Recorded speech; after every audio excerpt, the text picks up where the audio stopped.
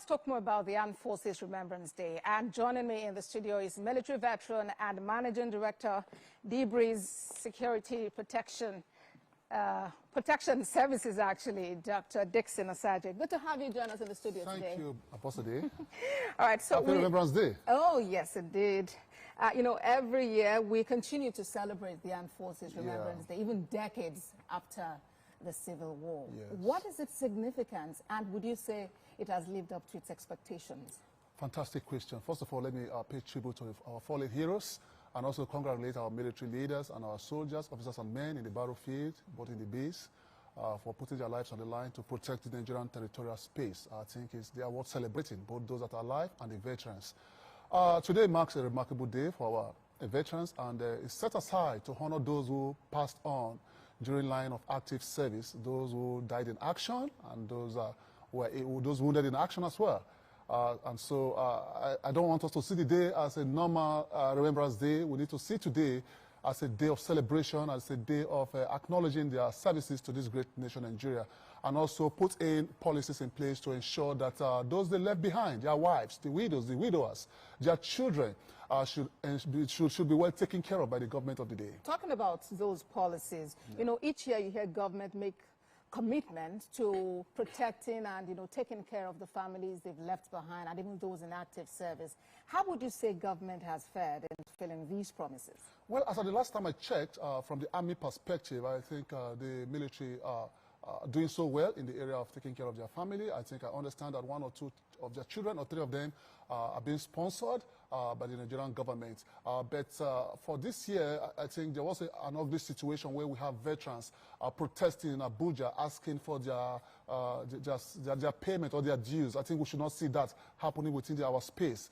Because when you put your life on the line to protect your country, when you are gone or when you're still alive, that country should also do the best they can to ensure that you are well catered for. About today, I was in New York some few weeks back where I went to get my phone in Samsung, and discounts were given to U.S. veterans, $600 discount for a phone of $2,000. So we need to start looking at agencies, organizations that will come on board and support the Nigerian government to ensure that these soldiers, these officers and men who put their lives on the line to protect Nigeria for their business to strive are also well taken care of, and also some packages will be coming from the civilian populace as well. To celebrate them. Yeah. And we know that, of course, multiple security challenges that we're dealing with as a nation.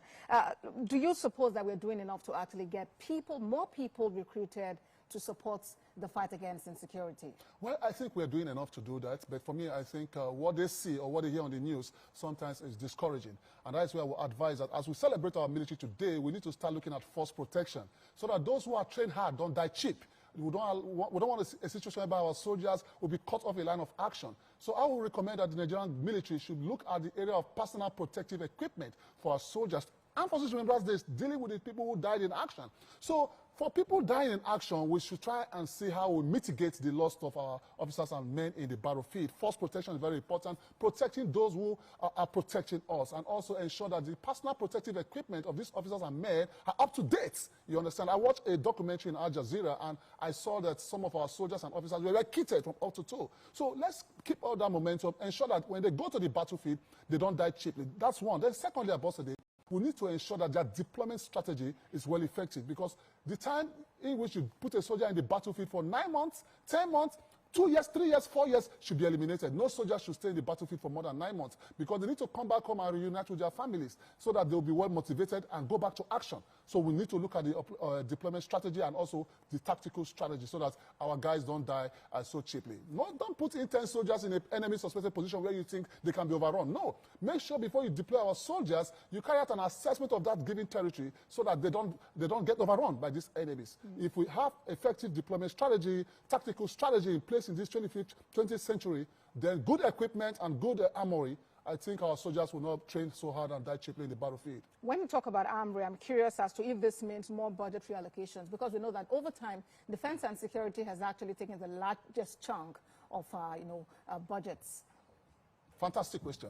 Budgetary is very important. The defense needs to have more budgetary. I saw the last budget. I think it's not good enough. We need to have more budget so that we have 21st century equipment, technological-wise as well, because we should start looking at security from 3 perspectives: the human perspective, the technological perspective, and the processes and procedures in which governs the operationability of the Nigerian military. So these three processes make up security management. Then equipment. Equipment is very important as well, because sometimes it baffles me how most of these insurgents will go and overrun our military base, overrun our military facilities, and take over their equipment. That is the absence of technology, because when you have an effective technological application in place, it will be very difficult for these enemies to go and overrun our military, because technology plays a form of psychological deterrence in the battlefield. So let's project enough technology so that it can go hover around and embarrass the sky, and also check most of these criminal elements and their hideouts, so that it will psychologically deter them that, hey, they are being watched by the Nigerian government. So if we have an effective technology in place, then our soldiers, I must tell you the truth, they are doing so well. The Nigerian Army taking care of our territorial space, the Air Force protecting our skies, and the Nigerian Navy as well doing so well, protecting our waterways, and we've not had a lot of incidents in our waterways. Yeah. So kudos to these three arms of our military. Absolutely. Kudos to everyone who's paid the sacrifice, the families they left behind, and those who are still in active service. Including you, I believe.